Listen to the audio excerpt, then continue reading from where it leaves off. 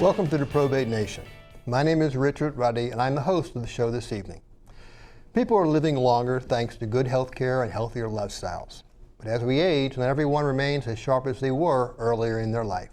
And frequently a loved one, a son or a daughter, is called upon to help an elderly parent or family member with both ongoing lifestyle and medical decisions.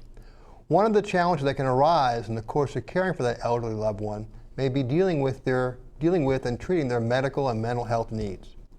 Many folks have executed an advanced directive for health care, and in that directive they may have empowered their trusted agent to handle their care, and as part of that authority to also address mental health issues should they arise.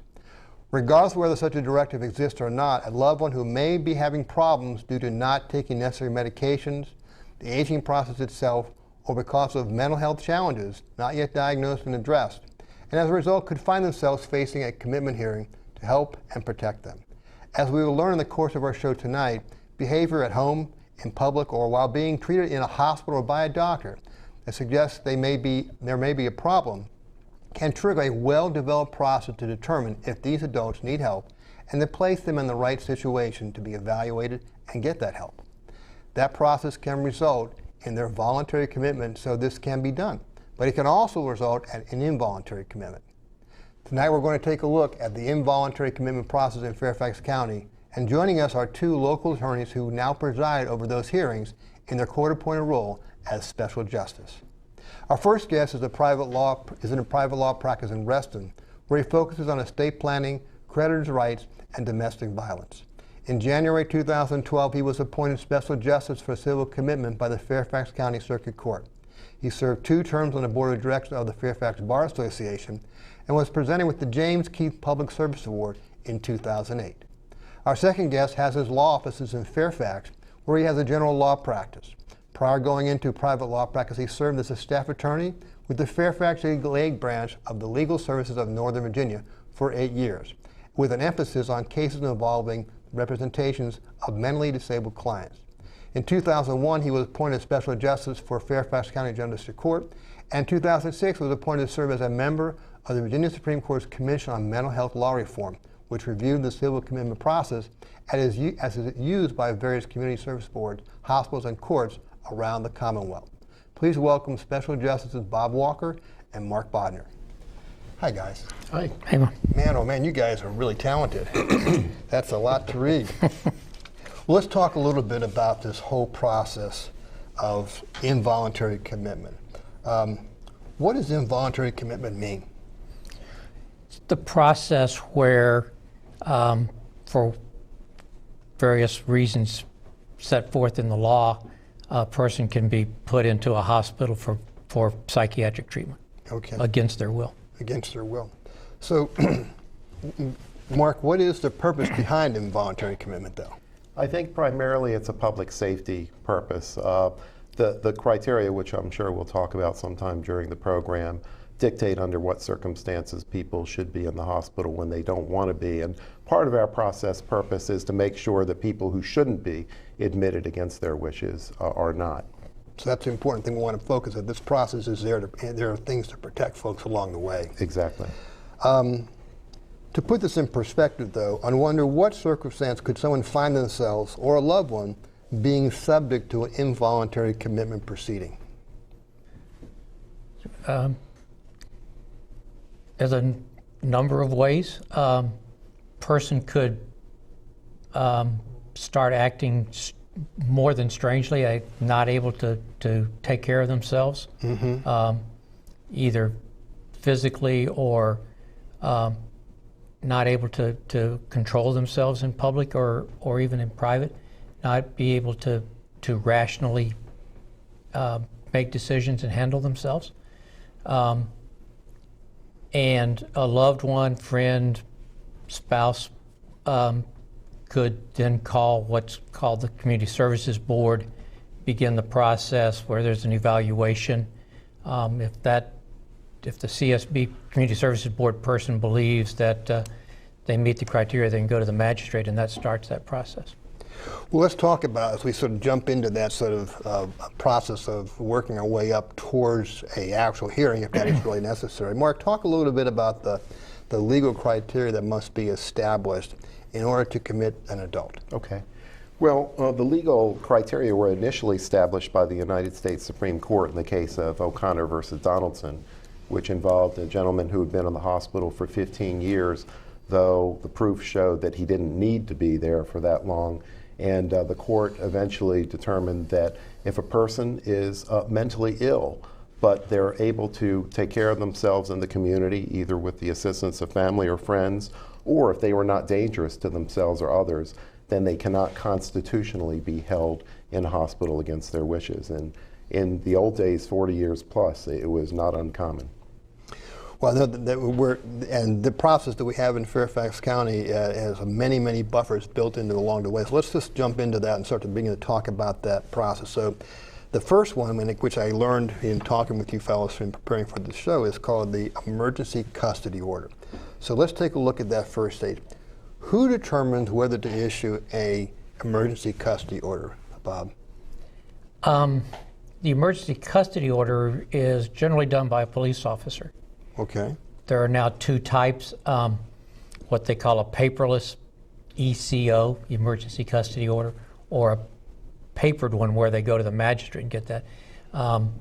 We now, especially in Fairfax, have a lot of the officers in all the departments have had training to deal with people with mental difficulties. And if they've, under their training, they think they meet that criteria, they can put them in their police car and take them to our Community Services Board at Merrifield, and then they get evaluated there by a staff psychologist or licensed clinical social worker. Okay. So, Mark, talk a little bit about, but as part of this process that Bob describes, one of the ways is you have some behavior issue that triggers someone's picking you up, and then they take you down to a local magistrate. And so at that point, what happens then? Well, oftentimes they won't go to the magistrate, Richard. What will happen is either they're found somewhere in public doing something that's considered to be risky, dangerous behavior. For instance, somebody running across the Beltway in heavy traffic, the police might pick them up at that point. Or let's say it's a family member acting out at home in a dangerous fashion, perhaps tearing the house apart and putting people in real fear of serious bodily harm. In that instance, what ordinarily happens is somebody makes contact with our Community Services Board. They have trained either licensed clinical social workers or psychologists, in some cases physicians or psychiatrists, who will then come to the scene where this person acting out is acting out, and that person will conduct an evaluation to determine whether they meet initial criteria. In fact, by the law, whether there is probable cause to believe that the person meets the commitment criteria, which of course we'll talk about. They then being the pre-screener, contacts the magistrate and says, I have observed this kind of behavior, I recommend detention. The magistrate doesn't have to see the person. This is often done by telephone or other electronic means. And then the magistrate makes the assessment as to whether the criteria are met for issuance of what's called a temporary detention order. And if you'd like me to explain that, I can go into that a little bit. We're going to get to that in a second. So Okay. what is the commitment criteria at this particular stage? At that stage, it's whether the psychologist, the psychiatrist, the licensed clinical social worker believes that they meet the criteria, which is that they have a mental illness, and that as a result of that illness, to state it in a short way, they present a danger to themselves or to others, or are unable to care for themselves or protect themselves or to provide for their basic human needs. And that's the criteria that's used throughout the statute. Okay. But at that stage, it's a probable cause sort of a determination. It's not the decision that we make. Okay. Now, does the magistrate then make a determination about whether that person should be placed in custody, or do we immediately move to the next level of hearings? The magistrate, if the magistrate issues a temporary detention order, that puts them in a facility. The Community Services Board finds a bed, an available psychiatric bed. Hopefully if it's in Fairfax, it's in one of our hospitals. Sometimes it's outside the jurisdiction. So, but from a standpoint, as we start at this lower level, we're looking at talking to the magistrate. What are the options for the magistrate when he's been presented with this particular set of what can he do when he gets that phone call or gets that communication from someone on site who's done an evaluation? He's the neutral, detached magistrate acting for the court at that point, and he decides whether there's probable cause to believe that this person meets the commitment criteria that Bob just described to you. Okay. So at that point, the magistrate decides that if there's probable cause to believe that the criteria have been met by this person's behavior on the recommendation of the expert from the Community Services Board, the magistrate then issues our temporary detention order, which designates to which hospital the person is to be taken, a secure psychiatric facility. Of course, there are a lot of steps in between to find that particular facility, and you've probably heard about that in connection with Senator Cray Deed's son, because that's why ultimately he was discharged, because there's a limited period of time in which to do this, number one, under the law, and number two, if they don't find a place, then the person's to be released. So one of the options is for the magistrate to then issue the temporary detention order. He issued, and that gets our hearing process rolling, because in addition to designating the hospital at which the respondent, the person, is to be held, it also sets in Fairfax County our hearing date and time. So as we move now from the emergency custody order to the temporary detention order, magistrate acts upon the information provided and makes a decision that the criteria has been met. At that point, then, the person is then taken for further evaluation someplace. Is that correct? Well, they're taken for detention by a police officer. Okay. In Fairfax County is the way it works. I should add, I know it's not necessarily of interest to your audience, but it's done differently in almost every county in the state, although the process is outlined by law. So just for purposes of our viewers, this particular discussion involves Fairfax County. Correct. So if he issues the TDO, one of the things that Mark mentioned is there's a limited time that a person can be held. What is that time, Bob? Well, the statute says that a hearing must be held within 72 hours. Maximum, Maximum. Not more than 72 hours. Not more than 72 hours. Unless it falls on a holiday or a... Right, if it's a holiday or a weekend, next business day. We in Fairfax do it typically the next 24 hours. Okay. So the person has a TDO issued. They're being held for this hearing that's going to be held before one of you gentlemen, one of the 3 special justices that Fairfax County has. So that has to be held, as Mark mentioned, within a pretty short period of time, not longer than 72 hours, subject to some dates, some holidays, and so on. So let's review again, Mark. What's the commitment criteria? What is the special justice looking for in order to decide what to do here? You want the legal criteria, correct? Yes, sir. Yes. Okay, well, I told you what the United States Supreme Court set forth as the minimum constitutional requirements. Under Virginia law, the requirements to place a person in the hospital are that the person, by reason of mental illness, there's a substantial likelihood in the near future the person will either cause serious physical harm to himself or serious physical harm to others. Or the third criteria is that on account of mental illness, they may suffer serious harm by reason of their incapacity to protect themselves or provide for their basic human needs. And that third criteria is one that you more often than not see with people who are elderly, may be experiencing some form of dementia, and are having difficulties taking care of their essential needs at that point. And this could lead to all kind of behavior issues, especially if we're not taking medications properly or in the proper order and things of that nature, which is one of the things that we're bringing out in the course of this program, because we're talking about, guardianships and conservatorships and things of that nature. Right. Okay, so we're going to have a hearing. That's going to be held generally. Where is that normally held, Bob? Well, in Fairfax, we have 4 facilities. Dominion Hospital, which is a private psychiatric hospital. The Northern Virginia Mental Health Institute, which is a state psychiatric facility. Inova Fairfax Hospital, and Inova Mount Vernon Hospital. Okay. So we have the hearing wherever the patient is. So you kind of ride the circuit depending upon what's going on that particular Monday.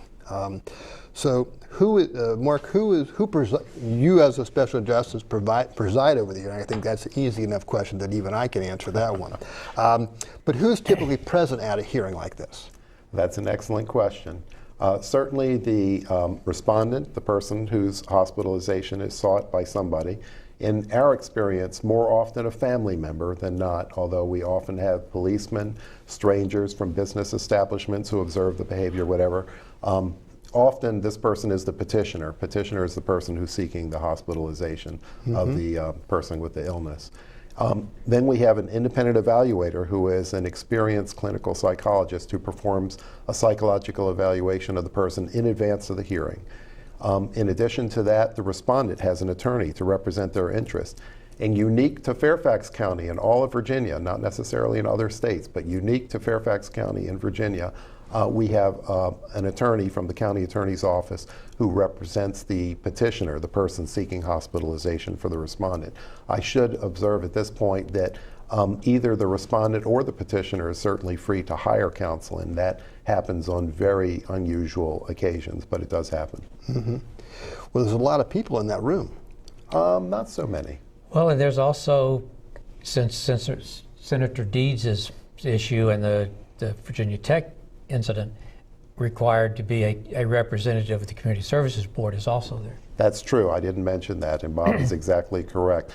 They changed the law about 7 or 8 years ago to make sure that there's a person from the Community Services Board to fill in any gaps or holes, or to make sure that nothing falls through the cracks.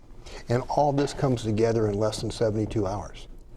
Well, it's a system in which everybody knows what their role is in advance. In Fairfax, the county attorney knows days in advance who the respondent's going to be, knows who to contact to gather the evidence for presentation at the hearing. The respondent's attorney knows at least 2 days in advance who his or her client is going to be and makes that visit, and the same thing with the independent evaluator for the court. So it's a well-oiled machine in the sense that everybody knows what their responsibilities are, when the hearing is going to take place, and what preparation they need to do in advance of the hearing. The only person who doesn't know what's coming is the special justice, because we're supposed to be a blank slate as the cases are presented to us. And I'm sure you are. So, Bob, do the rules of evidence apply at the hearing? They do, at least in Fairfax they do.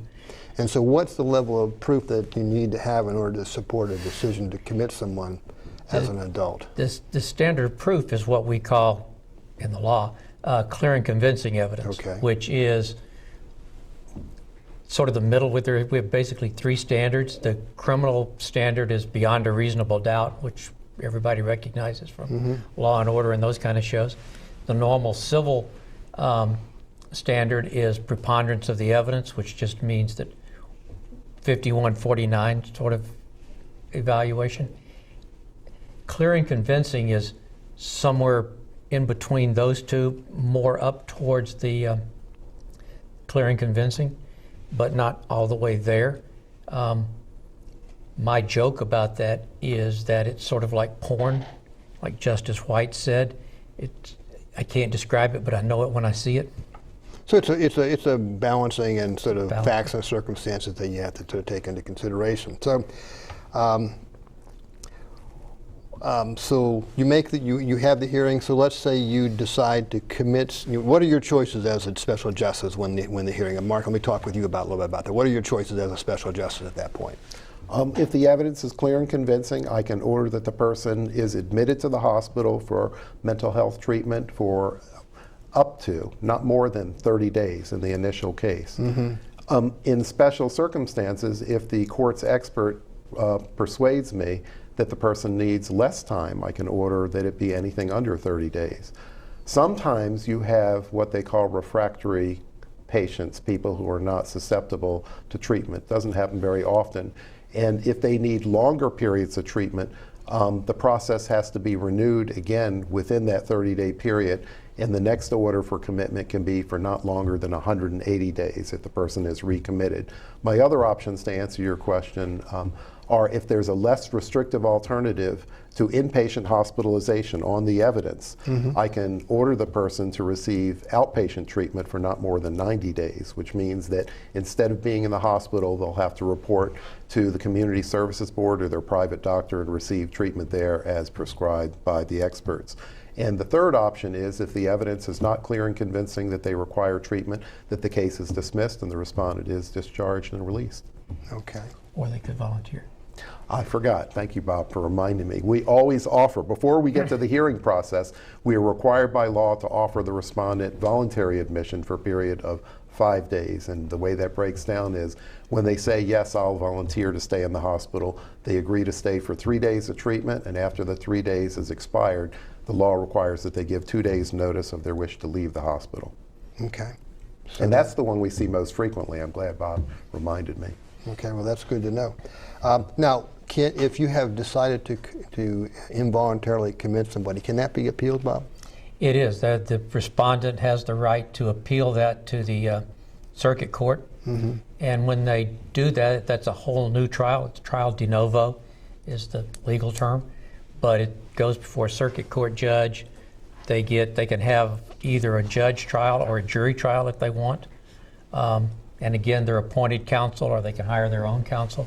At that stage, the Commonwealth's attorney represents the petitioner. But it's a completely new trial. It's not for whether we made a mistake. It's whether at that point in time they meet those criteria that we previously talked about.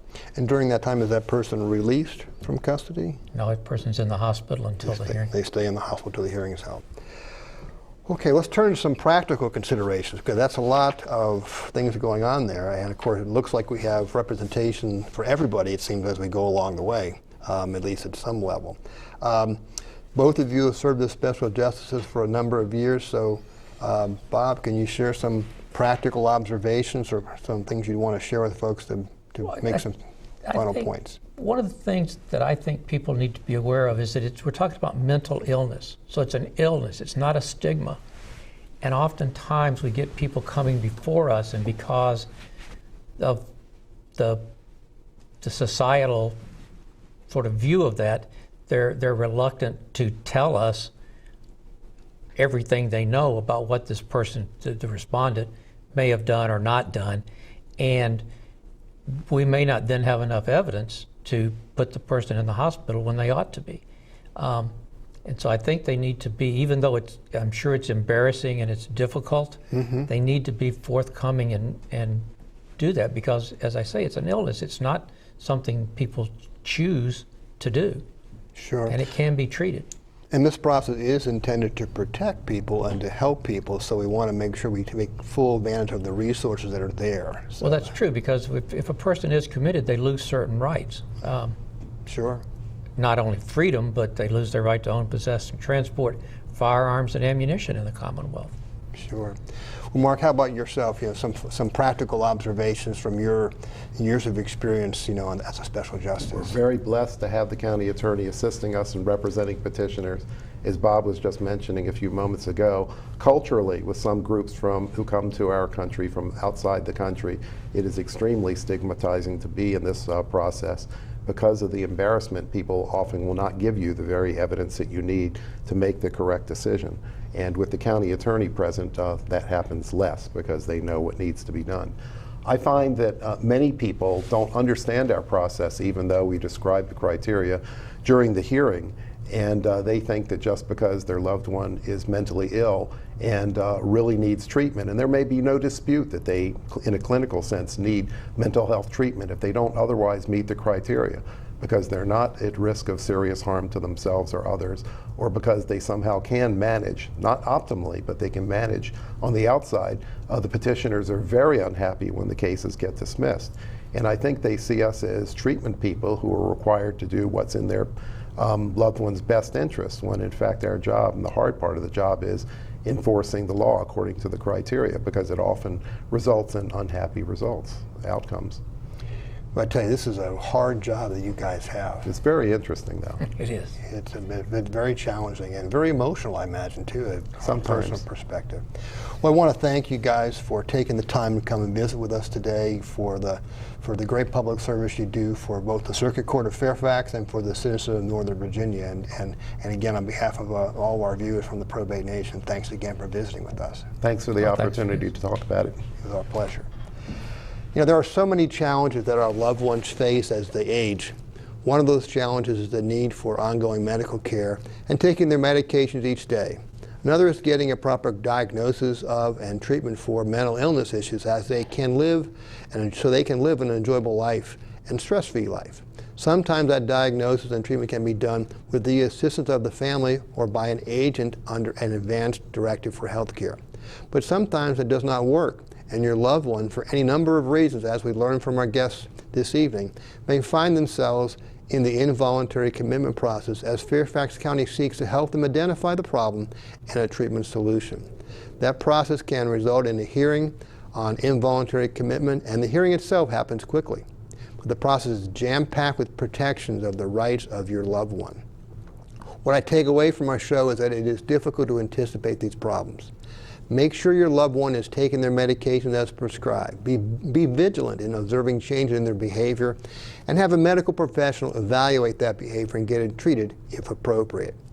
Should you find your loved one, however, the subject of a commitment hearing, I highly encourage you to seek out the guidance of an experienced attorney to help you and your loved one work through this process. This brings us to the conclusion of our show. We hope you found it helpful. Replays of this show and all the shows broadcast to date, along with other helpful information, can be viewed on the Probate Nation website. On behalf of the Probate Nation, thank you for visiting with us.